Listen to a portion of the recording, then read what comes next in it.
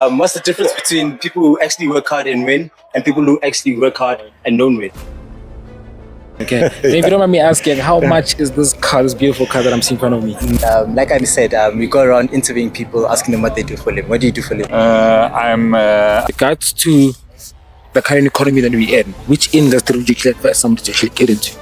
And then if you had 10,000 right now, I gave you 10,000, how would you actually build the clothing brand that you have right now? You're sitting at home on the couch watching the TV, you're not looking for the opportunity. You've got to go out there with a much broader perspective. I've got a slogan called Don't Saba. So it literally translates to do not fear. It's also a numbers game at the end of the day, you know. You can start small. You can start with a small business and start building it from there, from your home, and do things.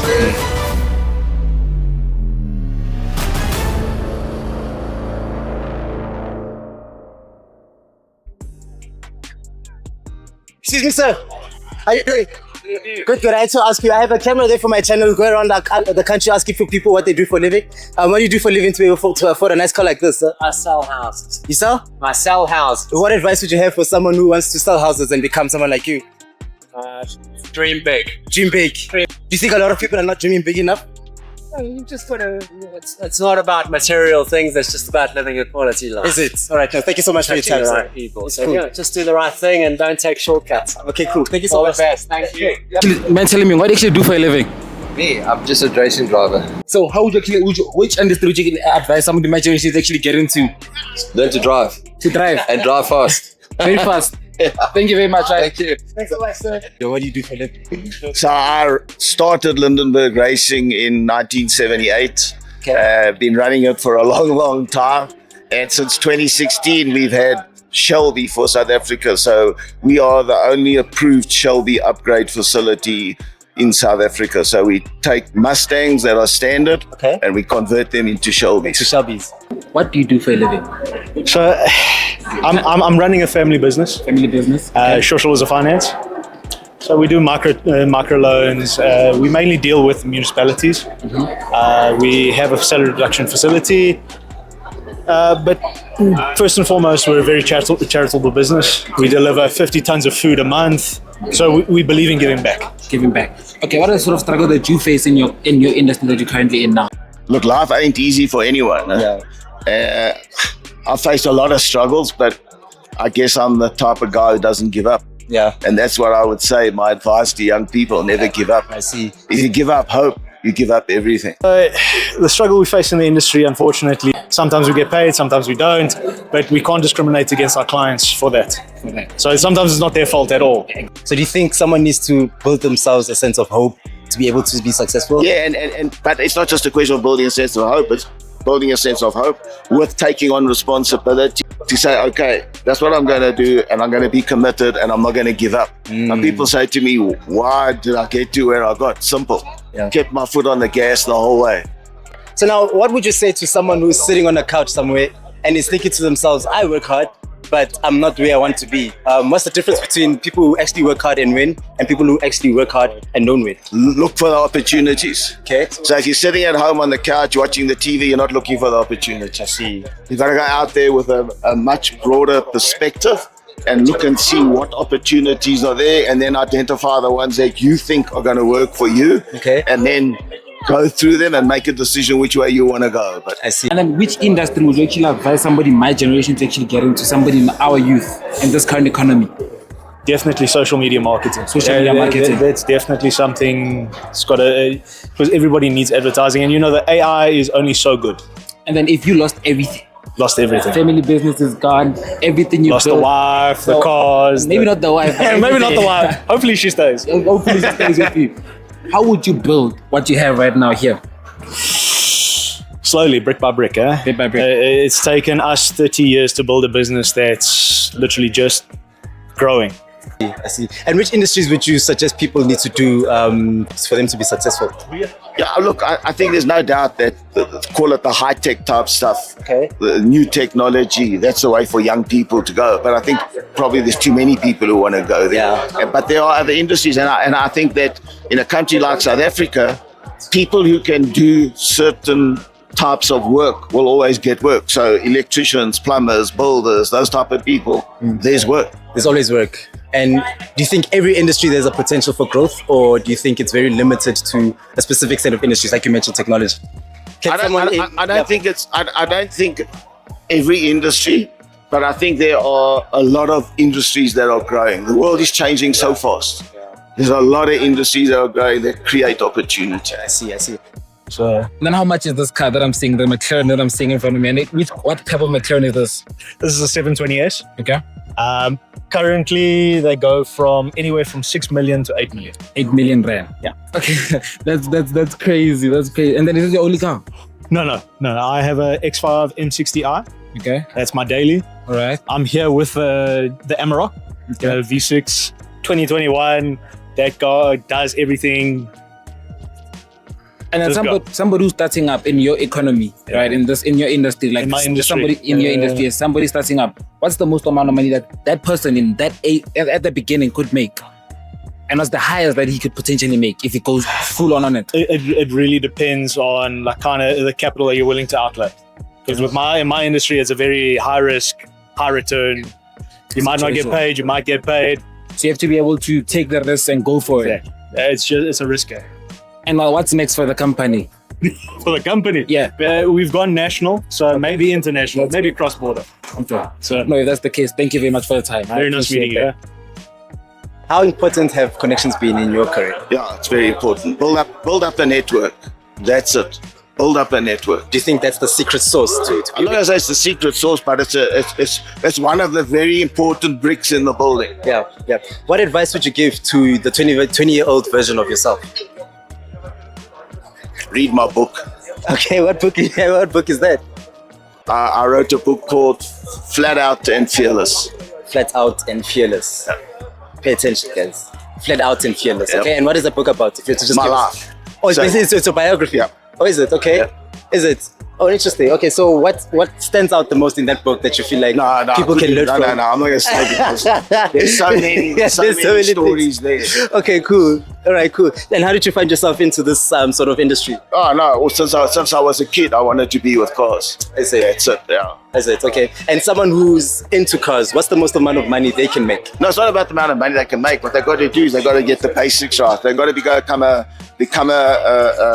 apprentice, so they could get the qualifications to know the technology.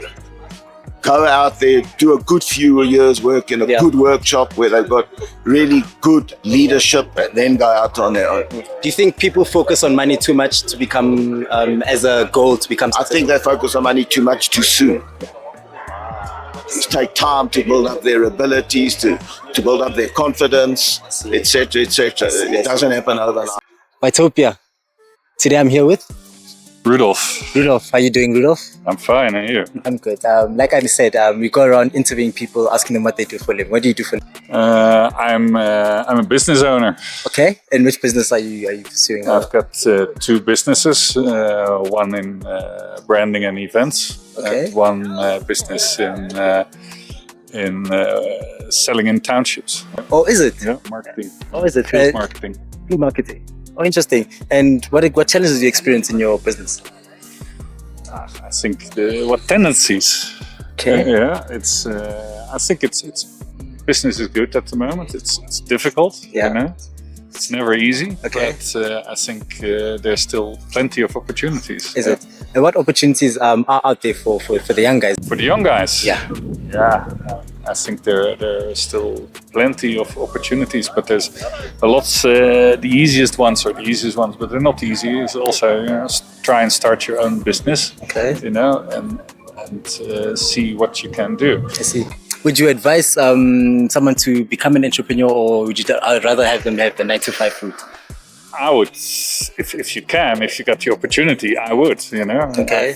I've done it, and It's worked out for you, obviously. It worked out. Okay. But that's a lot of hard work, you know. Yeah. And you know, but you've got your own thing in hand, so that's you can determine your own destiny. I see. Oh, that's very interesting. So you can determine your own destiny when you take that entrepreneurial route. And I guess then, so for someone that's in the 9-to-5 route, do you think passion has a role in terms of determining being successful within entrepreneurship? Yeah, well, you can only be successful in what you're passionate in, and depending on what it is. It's if you're passionate about making success of yourself. Yeah. If you can't always follow your passion in the choice of what you do. But you got to find what you're good at. Yeah. And then it can become your passion. I see. As well. Yeah. And have you identified a specific industry that you think has a lot of opportunities, especially in this country? Yeah, I mean, I think there's lots of opportunities in the informal economy. I think that's where a lot of things are happening. A lot of things are going on, particularly also in fintech in that area. There's a lot of things going on there.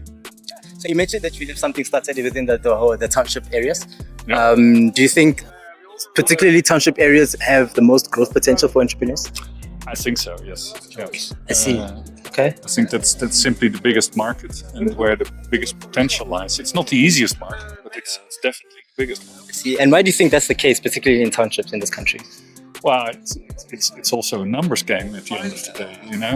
It's where the most people live, and there is a lot of money available still there. It's not the big amounts of money. It's not rich people, but there's lots of products being sold and bought there, and I think that's where the opportunities are, and particularly for young people, because you can start small. You can start with a small business and start building it from there, from your home, and do things. Yeah. So do you think connections play a big role in your line of business? It helps, Okay. but you can build connections. You don't have to start with connections. Yeah. But it helps to have them. Yeah. Of course. Yeah. In a very successful year for you in your business, Yeah. what do you think the most amount of money someone can make? Wow. So, is that myself or is that my employees? I mean, you can give us a range, maybe for yourself, even for your employees. How can someone expect to make if they really work hard in your industry? Yeah, but that's really depending what you can't. There is no one answer for that. Yeah, could you be in the millions, for example? Can you? Obviously, yes. Okay. You can, but not on every level. Yeah, that's maybe on my level. Yeah. When I own the company and I've got 300 people working for me. I see. So it's only once you get to a certain level, can you make all those big bucks. Yeah. So obviously, as a startup, I can't expect to make my millions in the next 6 months. Well, that's the big misunderstanding. There is no get-rich-quick scheme. If you see one, there's something wrong with it. Yeah. And it's not sustainable. Yeah. Because if there is, everyone would have jumped on it. Why would that exist? Yeah. How did you scale your business? How did I scale? Yeah, from where it started to where it is today. Well, I started with myself. Okay. And just went out and did everything myself. I see. And from there you start building. And then you start building a reputation and opportunities come. But you've got to do the groundwork yourself. I see. Last question. If you were to lose everything today, do you think you can get back to where you are right now? Yes, because you don't have a choice, first of all. And secondly, I've got the skills, so I know I can do I see. And what's the most important skill that you have? I think it's determination and persistence, and of course you need to be good at what you do, but you need to stay at it and keep at it. All right. Thank you so much for your time, sir. Okay. Thanks. What's up, YTOPIA? I'm currently out here with Tabiso. Tabiso. You might just telling us what you actually do for a living. Well, I work in the fashion industry. I work in the high-end fashion industry. Been in the retail industry for 14 years now. Okay. And then what are the soft struggles that you face initially in your industry? Well, my job or my business? Your business. Okay, I own a business called Be The Goat. Be The Goat. All right. Okay. It is a brand that I started to inspire people. I think when you're looking at the GOAT, we're looking at people that already made it. Yes. Greatest of all time soccer players, your Michael Jordans, whoever. But what about you being the greatest version of yourself, on a daily? So it's a movement more than it is a business for me. It's a passion. Having grown in the retail industry and the fashion industry for so many years, I felt it was okay for me to get the skills that I've acquired over the years to be able to inspire the next person. And then if there's somebody my age, 20 years old, looking to get into an industry, would you actually advise them to get into the fashion industry? Yeah, and, there'll always be somebody that likes what you do. You know, I'll definitely advise you to take as many chances in your 20s as you can, you know. Pour into yourself, pour into your ideas. If you are working, save up that bit of money and try and, you know, build something out of yourself. Out of yourself, okay. And then if you lost everything, you went back to zero, your banks got wiped out, do you think you'd be able to build what you have right now? Yeah, 100%. You know, South Africa as a great country or a great example. You know, we've got people. For one, I grew up in the townships, and I have to work my way up, and now I don't stay there anymore. You know, so it means that if I had to go back to the townships again, would I be able to come back to this life? No, definitely. I'll definitely do. And then if you had 10,000 right now, I gave you 10,000, how would you actually build the clothing brand that you have right now? Simple, man. Just work on your idea. I think right now it's much more simpler than it was back then. People find blanks. People outsource. You can outsource blanks from any other website out there, and then just start printing. Or you know, if you design or you do a course on designing, then you can design your product from scratch as well. Yeah. And then how do you deal with self-doubt? I've got a slogan called "Don't Saba." So it literally translates to "Do not fear." Do not fear, yeah. You know, in everything that you do, just imagine yourself you're gonna do it, and there's no fear that will ever stop you in achieving that. Then my last question is going to be, what's next for Be the Goat? You know, we're also just getting inspiration from people who drive cars like these, you know, so that we can tap into self and become the greatest versions of ourselves. You know, it's just exposing yourself to more stuff, more people, more industries, to pour into yourself and fuel yourself up to make sure that this brand grows and people appreciate it. So what's next is us. We're going to have a huge launch soon. Of these garments. Actually, these are our latest garments that we have after trial and tested for so long. I ended up having to go to Turkey to outsource and manufacture there and stuff like that. And these are the first few samples that came into the country. So the launch is highly anticipated. So that's what's next for Be the Goat. And this is good quality, by the way. I appreciate your time, man. You're welcome.